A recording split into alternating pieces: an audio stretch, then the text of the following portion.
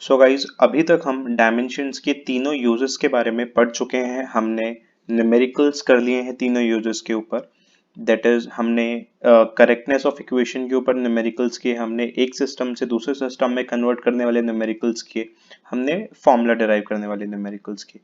तो अब यहाँ पर जो लास्ट टाइप आता है न्यूमेरिकल्स का on the basis of dimensions, वो न्यूमेरिकल्स हैं principle of homogeneity of dimensions के ऊपर।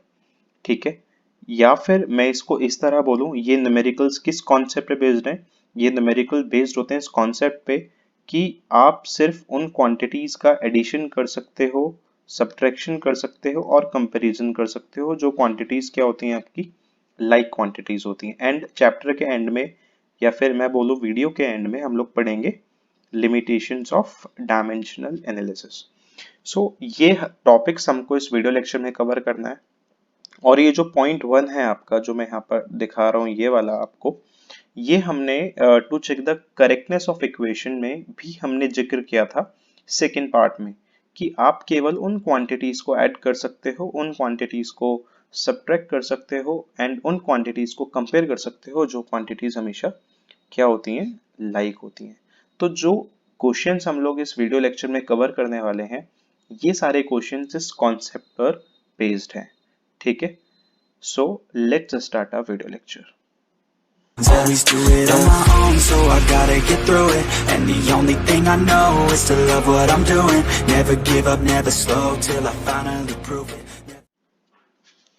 So guys, as you can see, यहाँ पर first question हमने लिखा हुआ है, and that question is this: find the dimensions of a by b in the equation f is equals to a root x plus bt square, where f is equals to force, x is distance and t is time। तो आपको dimensions निकालनी है a by b की इस equation में। ठीक है, और इक्वेशन आपको कौन सी दी हुई है? f is equals to a root x। ठीक है, equation is f is equals to a root x plus bt square, जहां पर f का मतलब फोर्स है, x का मतलब डिस्टेंस है और t का मतलब टाइम है। ठीक है, देखते हैं चला। अच्छा, सबसे पहले हम ये कैसे पता लगाएंगे कि यार ये जो क्वेश्चंस हैं ये किस फैक्ट पर बेस्ड हैं?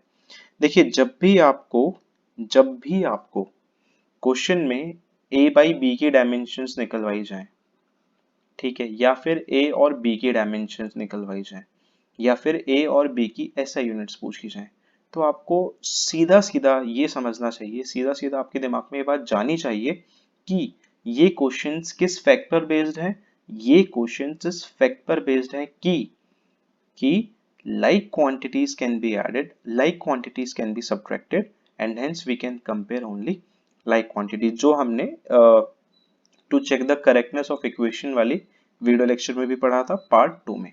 Okay, so before solving this question आपको सबसे पहले एक लाइन लिखनी पड़ेगी हर क्वेश्चन में। मैं इस क्वेश्चन में लाइन लिख रहा हूं, आपको हर क्वेश्चन में इस लाइन को लिखना है बिफोर सॉल्विंग दिस क्वेश्चन। तो प्लीज आप ये ध्यान रखिएगा कि it is based on the fact that it is based on the fact that, ये किस फैक्ट पर बेस्ड क्वेश्चन है? like quantities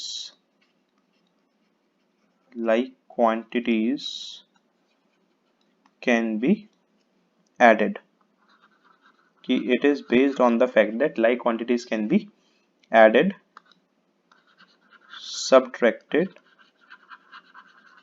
and compared, कि लाइक क्वांटिटीज को ही आप सिर्फ ऐड कर सकते हो, सब्ट्रैक्ट कर सकते हो और क्या कर सकते हो? कंपेयर। कंपेयर का मतलब आपको पता है? कंपेयर का मतलब होता है क्या? Equals to.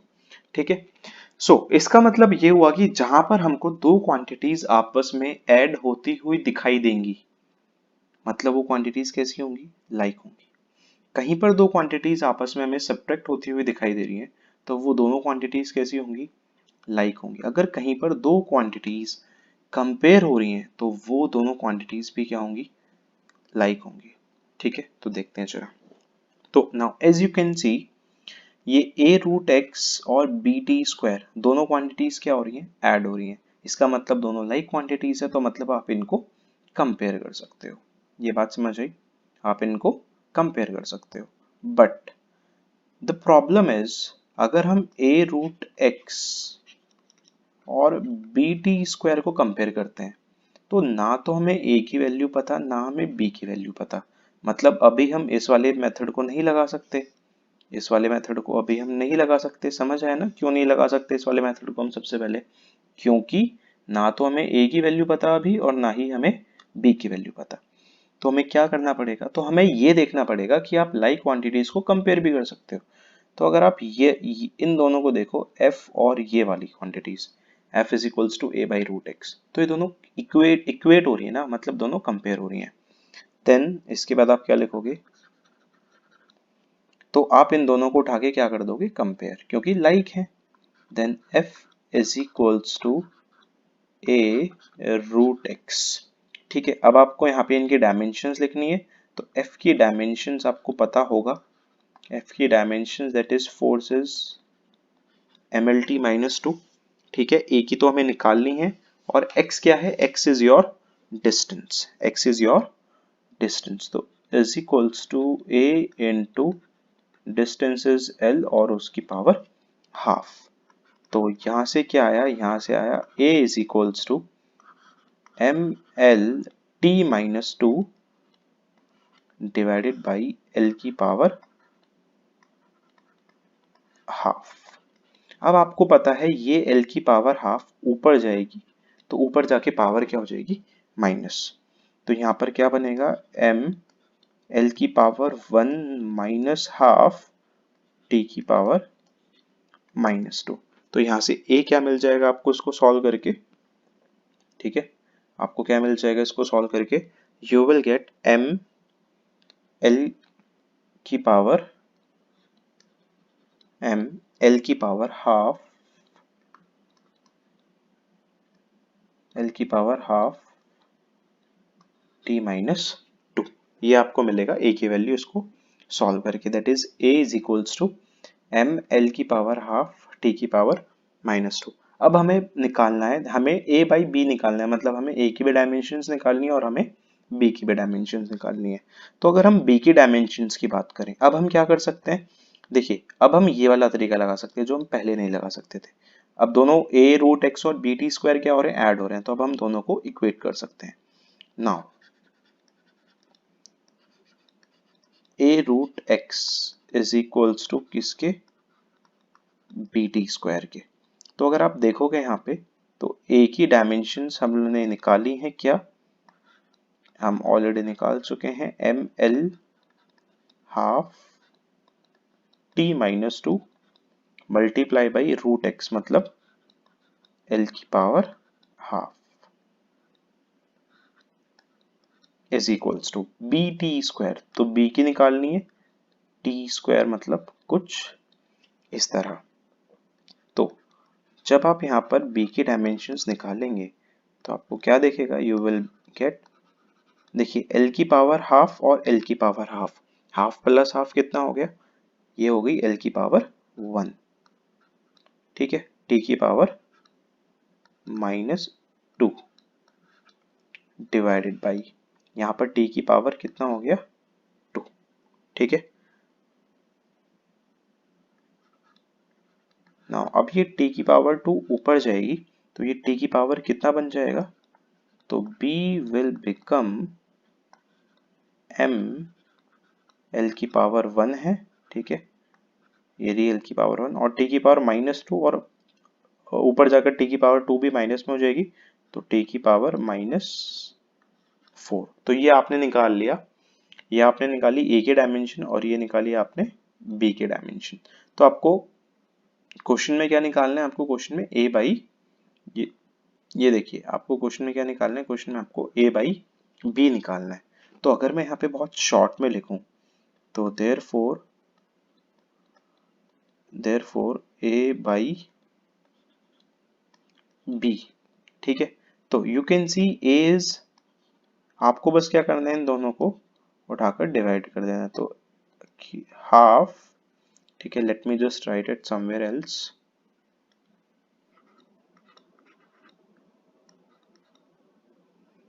तो a बाई बी क्या मिलेगा आपको, a बाई बी मिलेगा आपको, a की डायमेंशंस लिखनी है M L half T minus 2 divided by B की लिखनी है आपको एम एल 1 टी माइनस 4। तो आपको इसको सॉल्व करके देखिए, एम से एम कैंसिल आउट हो जाएगा, तो आपको इसको सॉल्व करके मिलेगा क्या, यू विल गेट एल की पावर माइनस हाफ, ठीक है, एल की पावर माइनस हाफ और टी की पावर 2। तो ये आपको इसको मिलेगा सॉल्व करके, this will be your required answer. Hopefully आपको ये चीज समझ आई होगी कि किस तरह हमने इस क्वेश्चन को सॉल्व किया और किस तरह हमने इस क्वेश्चन को अप्रोच किया। तो ये क्वेश्चन था जो किस फैक्ट पर बेस्ड था, कि it is based on the fact that like quantities can be added and like quantities can be subtracted and also we can compare like quantities. तो जिसमें हमने ए और बी के डायमेंशंस निकाली और ए और मतलब उसके बाद ए बाई बी की डायमेंशंस निकाली, ठीक है। तो बढ़ते हैं अपने नेक्स्ट क्वेश्चन की तरफ। नाउ हमारा नेक्स्ट क्वेश्चन कहता है कि the distance covered by a particle in time t is given by, the distance covered by a particle in time t is given by x is equals to a plus bt square plus ct square, sorry, x is equals to a plus bt plus ct square plus dt cube. Find the dimensions of a b c and d। आपको a b c और d के dimensions निकालनी है। तो मैंने अभी अभी आपको बताया था इससे जस्ट प्रीवियस क्वेश्चन में कि जब भी आपको a b c या a b वगैरह की डायमेंशन निकालने को बोला जाए, इसका मतलब वो किस फैक्ट पर बेस्ड क्वेश्चन है, कि it is based on the fact that like quantities can be added and like quantities can be subtracted and also we can compare like quantities। तो ये इस फैक्ट पर बेस्ड क्वेश्चन है। तो अब इसको हम कैसे सॉल्व करेंगे देखते हैं जरा। देखिए सबसे पहली चीज अगर मैं यहाँ पर देखूं, जो मैंने जैसे पिछले क्वेश्चन में आपको बताया था कि ये जो a और bt हैं ये दोनों आपस में ऐड हो रहे हैं, सी टी स्क्वायर, ये चारों चीजें आपस में ऐड हो रही हैं, मतलब चारों क्वांटिटीज आपस में ऐड हो रही हैं। तो क्या आप किसी को भी एक के इक्वल पुट कर सकते हो, लाइक फॉर एग्जांपल क्या आप a को bt के इक्वल पुट कर सकते हो इनिशियली? आंसर इज नो, हम नहीं पुट कर सकते। क्यों पुट नहीं कर सकते यार? क्योंकि ना तो हमें a की वैल्यू पता ना हमें b की वैल्यू पता, ठीक है। तो इसीलिए हमको, जैसा हमने पिछले क्वेश्चन में f को किसके इक्वल पुट किया था, a रूट x के, इसीलिए हमें यहाँ पर पुट करना पड़ेगा, ठीक है। किसको पुट करना पड़ेगा, a को किसके इक्वल पुट करना पड़ेगा, x के इक्वल पुट करना पड़ेगा। बात समझ आई? And what is x? x is distance, ठीक है। तो ये रीजन है कि हम a को सीधा सीधा bt के इक्वल या ct स्क्वायर या dt के इक्वल, dt क्यूब के इक्वल नहीं पुट कर सकते। तो होपफुली आपको बात समझ आई होगी क्यों पुट नहीं कर सकते। तो दिस इज द रीजन। अब बस एक बहुत छोटा सा सजेशन, वो ये है कि जब भी आप इस लाइन, जैसे मैंने अभी लिखा है now a is equals to x, तो इससे पहले आपको वो वाली लाइन लिखनी है जो मैंने बोला कि it is based on the fact that, वो वाली लाइन आपको लिखनी है यहाँ पर। तो a is equals to x है, तो a is equals to x क्या है, x इज डिस्टेंस, डिस्टेंस मतलब क्या, l। तो a की वैल्यू हमने यहाँ पर निकाल ली, ठीक है ना। आगे बढ़ते हैं हम जरा। अब देखिए, अब आप सीधा सीधा दोनों को कंपेयर कर सकते हो, a is equals to bt, क्यों, क्योंकि आपके पास अब a की वैल्यू आ गई है। और क्यों कंपेयर कर सकते हैं, क्योंकि ये दोनों क्वांटिटीज आप देख सकते हैं ऐड हो रही हैं। ऐड तो आप लाइक को कर सकते हो, तो b किसके इक्वल हो गया, a by t। And what is a? a is l and what is t? t is this, तो इट बिकम्स lt माइनस 1। तो ये मिला आपको b की वैल्यू। अब बात करें सी टी स्क्वायर। अब देखिए आप क्या कर सकते हो, B T is equals to C T square, क्योंकि दोनों बी टी और सी टी स्क्वायर क्या हो रहे हैं, ऐड हो रहे हैं, आप देख सकते हैं। तो आप यहाँ पे क्या लिखोगे, C T square is equals to B T, तो टी से टी कैंसिल आउट हो जाएगा, तो सी की वैल्यू क्या आ गई, सी की वैल्यू आ गई बी बाई टी। अच्छा, आप बी को किसके इक्वल लिख सकते हो, देखो बी को आप ए बाई टी के इक्वल भी लिख सकते हो, ठीक है। या आप सी टी स्क्वायर को सीधा सीधा ए के इक्वल पे पुट कर सकते हो, क्योंकि बी टी किसके इक्वल है, अब देखिए ना बी टी किसके इक्वल है, बी टी ए के इक्वल है, तो आप बी टी की जगह क्या भी पुट कर सकते हो, ए भी पुट कर सकते हो, आंसर पे कोई फर्क नहीं पड़ेगा। तो b की वैल्यू क्या निकाली हमने, b की वैल्यू निकाली हमने एल टी माइनस 1 और t इज t। तो इट बिकम्स कितना L T minus 2 as your answer. आगे बढ़ते हैं अब जरा ना। अब हम देखेंगे क्वेश्चन में सी टी स्क्वायर और डी टी क्यूब आपस में ऐड हो रहे हैं, तो मतलब आप इनको उठा के कंपेयर कर दो।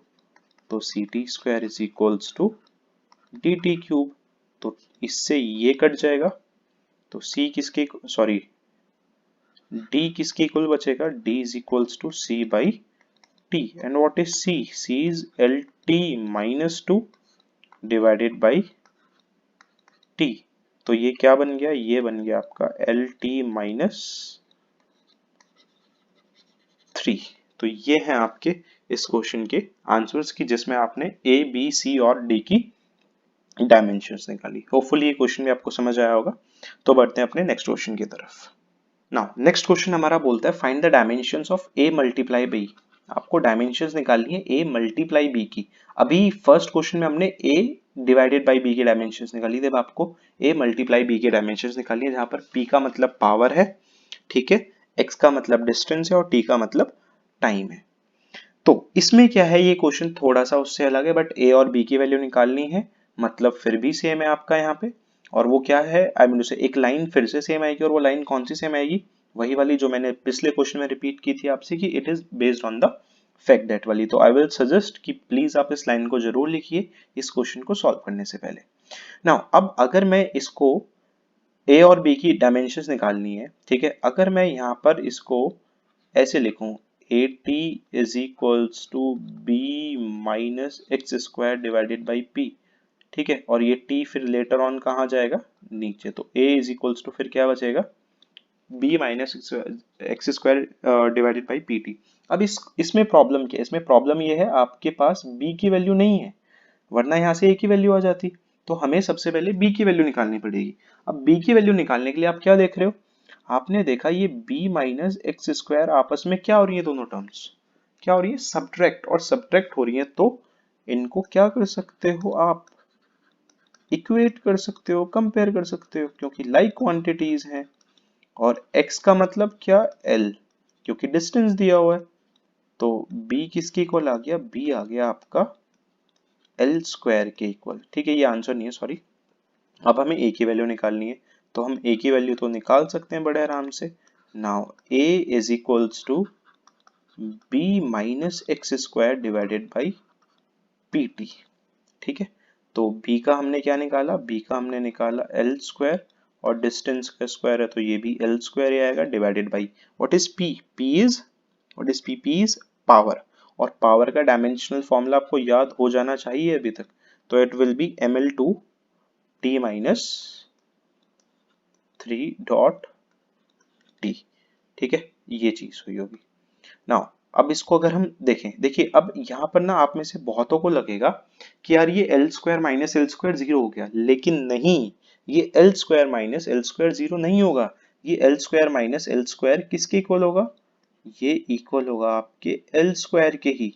क्यों, क्योंकि आपको याद है मैंने लास्ट जो आपका पार्ट 2 है करेक्टनेस ऑफ इक्वेशंस वाला, उसमें मैंने कवर की हुई है ये बात, क्या कि अगर आप सेम क्वांटिटी में सेम क्वांटिटी को ऐड करते हो, अगर मैं लिखूं इसको साइड में, ये मैंने कवर किया हुआ है कि अगर आप सेम क्वांटिटी में सेम क्वांटिटी को ऐड करते हो तो क्वांटिटी सेम रहती है, सेम से सेम को माइनस करते हो तो भी क्वांटिटी सेम रहती है। होपफुली बात याद आई होगी। तो इसलिए L square minus L square किसके इक्वल रहेगा, यहाँ पर एल स्क्वायर के। तो यहाँ पर क्या बनेगा डिवाइडेड में, जब आप नीचे इसको सॉल्व करेंगे तो what we will get ml2 t minus 2। तो इसको सॉल्व करके हमें क्या मिला, a is equals to, see guys L square से एल स्क्वायर कैंसिल आउट हो गया, तो ये क्या बना, m की पावर -1 और t की पावर +2। अब आपको क्या निकालना है, अब आपको a मल्टीप्लाई बाई b निकालना है, तो therefore a multiply by b equal आ जाएगा बड़े प्यार से। तो a कितना है, a इज m-1 t + 2, ठीक है, और b क्या है आपका, b इज l स्क्वायर। तो आपके पास आ गया बहुत आराम से आंसर m-1 l2 और t की पावर भी 2। तो this is your required answer. तो होपफुली आपको ये क्वेश्चन भी बहुत आराम से अच्छे से समझ आया होगा। So let's move to our next question. Now our next question says determine the dimensions of A and B in the van der Waals equation. Hence, write the SI units of A and B, where P is pressure, V is volume, and T is temperature. तो आपको ये equation दी हुई है, ठीक है। So equation दी हुई है, तो आपको यहाँ पर A और B की डायमेंशंस निकालनी है। A और B की डायमेंशंस निकालने के बाद आपको इनकी SI यूनिट्स भी लिखनी है A और B की। तो फिर से ये किस फैक्ट पर बेस्ड क्वेश्चन है? फिर से ये इसी फैक्ट पर बेस्ड क्वेश्चन है कि आप लाइक क्वांटिटीज को ऐड कर सकते हो, लाइक क्वांटिटीज को सबट्रैक्ट कर सकते हो, लाइक क्वांटिटीज को उठाकर कंपेयर कर सकते हो। तो हम यहाँ पर देखें तो ये दोनों आपस में ऐड हो रहे हैं, ये दोनों आपस में सबट्रैक्ट हो रही हैं। इस आरटी का कोई रोल नहीं है, यहाँ पे कोई रोल नहीं है। तो P और P plus A by V square मतलब दोनों क्वांटिटीज कैसी होंगी? लाइक। V माइनस बी मतलब ये दोनों भी कैसी होंगी? लाइक। और लाइक है तो इनको आप क्या कर दोगे? कंपेयर। बट एज यूजुअल आपको ये लिखने से पहले वो लाइन लिखनी पड़ेगी जो मैंने आपको प्रीवियस 3 क्वेश्चंस में रिपीट की है, ठीक है। नाउ या फिर इसके बाद hence P is equals to A by V square. तो A किसके इक्वल आ गया? A is equals to P V square. And what is P? आप देख सकते हो P क्या है? P is pressure. और प्रेशर का डायमेंशनल फॉर्मूला क्या होता है? प्रेशर क्या होता है आपका? फोर्स अपॉन एरिया, ठीक है। फोर्स का क्या होता है आप इस तरह निकाल सकते हो। याद है आपको तो आप पुट कीजिए। मुझे मतलब मैं डायरेक्ट पुट कर रहा हूं यहाँ पे। अगर आपको याद नहीं है तो आप प्रेशर को फोर्स अपॉन एरिया लिखिए, फिर फोर्स का लिखिए, फिर एरिया का लिखिए। तो इस तरह निकल के आएगा आपके पास प्रेशर का M L minus one T minus two. और what is V? V is volume, तो एल क्यूब का स्क्वायर।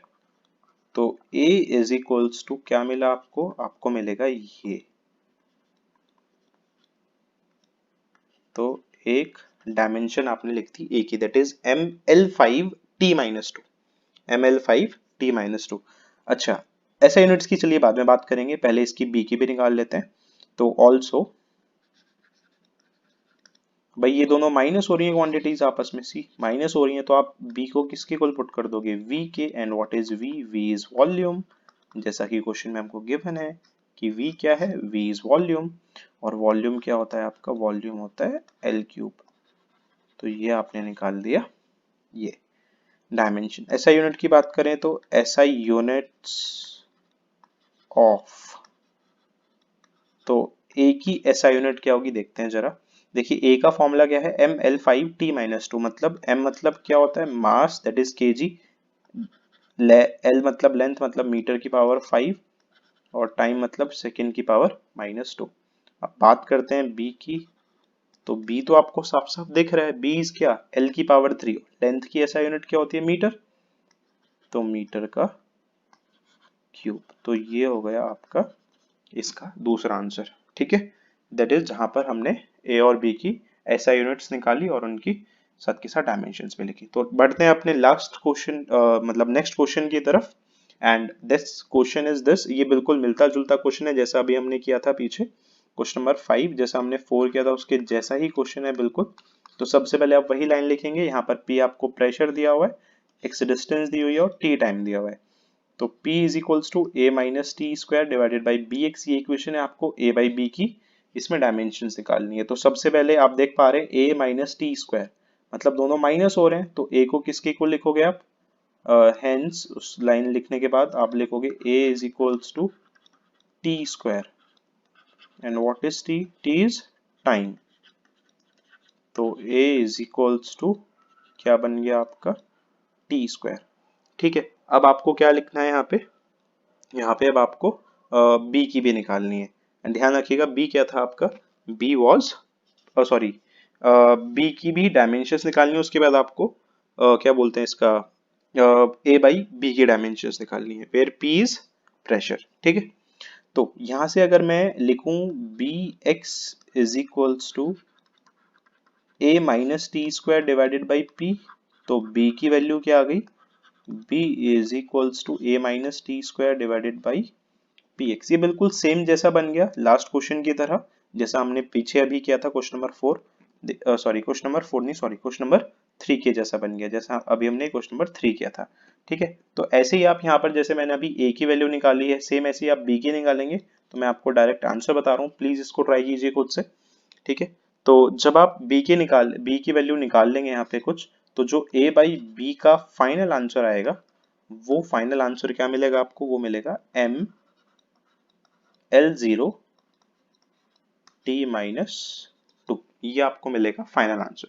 तो प्लीज इस क्वेश्चन को एक बार खुद से ट्राई कीजिए, पक्का पक्का आपसे हो जाएगा आराम से। बस ये ध्यान रखिएगा कि जब आप ए को लिखोगे टी स्क्वायर और टी स्क्वायर माइनस टी, तो वो टी स्क्वायर ही रहेगा, वो नहीं, जीरो नहीं होगा। ठीक है, आगे बढ़ते हैं अपने नेक्स्ट क्वेश्चन की तरफ। सो हमारा नेक्स्ट क्वेश्चन क्या बोलता है, ये थोड़ा अच्छा क्वेश्चन है कि, ठीक है, ये क्वेश्चन क्या बोलता है, the refractive index is found to vary with wavelength as nu is equals to a plus b by lambda square using the principle of homogeneity of dimensions. Find the SI units of a and b. अब देखिए, आपको याद हो अभी हमने ये vendor walls वाले question में SI यूनिट्स निकाली थी। हमने क्या निकाली थी अभी, SI यूनिट्स। तो यार हम SI यूनिट्स तब निकाल सकते हैं जब हमें डायमेंशंस पता हो। ठीक है, जब हमें डायमेंशंस पता हो, तो मतलब हमें पहले इनकी डायमेंशंस निकालनी पड़ेगी।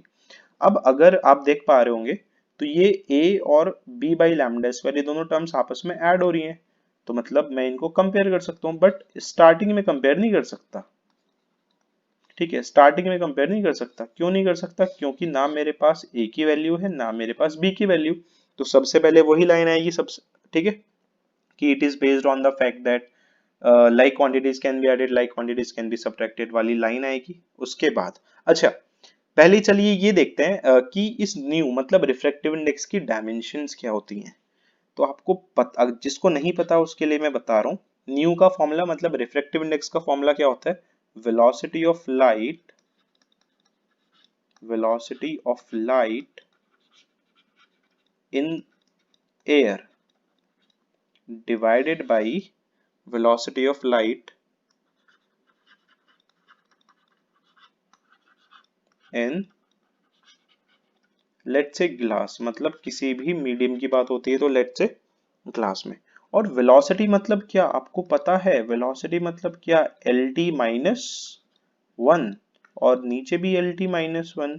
तो यार ये तो क्या बन गया, न्यू, तो ये तो M zero L zero T zero आ जाएगा। आप करके देखेंगे इसको, ये एल से एल गया, एल से एल गया, टी माइनस 1 से टी माइनस 1 गया, दैट इज 1। मतलब ये तो यार एक डायमेंशन लेस हो गया। ठीक है, ये क्या हो गया, एक, ये तो डायमेंशन लेस हो गया। ठीक है, तो ये मेरे को बस बताना था यहाँ पर कि जो रिफ्रैक्टिव इंडेक्स है वो एक डायमेंशन लेस क्वांटिटी होती है। ठीक है, मतलब इसकी कोई डायमेंशंस नहीं होती। अगर आपने डायमेंशनल फॉर्मूला वाला लेक्चर अच्छे से देखा है तो आपको ये चीज पता होगी, पहले से नहीं पता तो मैंने अब आपको बता दिया है। नाउ वो सब लाइन लिखा, ये हमने निकाला, अब हम क्या कर सकते हैं, अब हम ए को न्यू के इक्वल पुट कर सकते हैं। तो ए भी जब न्यू डायमेंशन लेस है, ठीक है, तो ए भी क्या आएगा, A will also be a dimensionless, मतलब m0 l0 t0। Dimension less का मतलब है दैट इज नो यूनिट्स। तो ये हो गया आपका आंसर। ठीक है, नाउ बात करते हैं बी की ऑल्सो। तो दोनों ऐड हो रहे हैं, तो आप b by lambda square is equals to a, तो b is equals to a lambda square हम पुट करेंगे। तो a की कोई डायमेंशंस नहीं है, मतलब 1 है, m0 l0 t0 की वैल्यू 1 आएगी, आपको पता है। और लैम्डा होती है वेवलेंथ, वेवलेंथ क्या होती है, डिस्टेंस, तो l स्क्वायर। तो ये क्या हो गया, सॉरी ये पावर यहाँ मत लिखिएगा आप, इनिशियली पावर यहाँ पर है। तो ये हो गया b की क्या आ गई यहाँ पे, b आ गया हमारे पास l स्क्वायर। तो दैट इज इसकी SI यूनिट्स क्या आ गई, SI units of b, L मतलब क्या, लेंथ, और लेंथ की SI यूनिट क्या होती है, मीटर स्क्वायर। तो एक आंसर ये हो गया आपका। तो होपफुली आपको ये क्वेश्चन समझ आए होंगे, ठीक है, कि किस तरह हमने ये न्यूमेरिकल्स किए हैं ऑन जो किसके ऊपर बेस्ड है, एक तरह से principle of homogeneity of dimensions के ऊपर बेस्ड है। ठीक है ना, अब बढ़ते हैं अपने लास्ट टॉपिक की तरफ which is the limitations of dimensional analysis, कि जो हमने टॉपिक पढ़ा है इसकी लिमिटेशंस क्या है। देखिए मैं आपको बता दूं, हमने 3 यूज किए थे। फर्स्ट यूज किया था हमारा to convert one system of units into another system. Second use क्या था हमारा, सेकंड यूज था to check the correctness of the equation. और जो थर्ड और लास्ट यूज था हमारा वो क्या था, टू डिराइव द फॉर्मूला।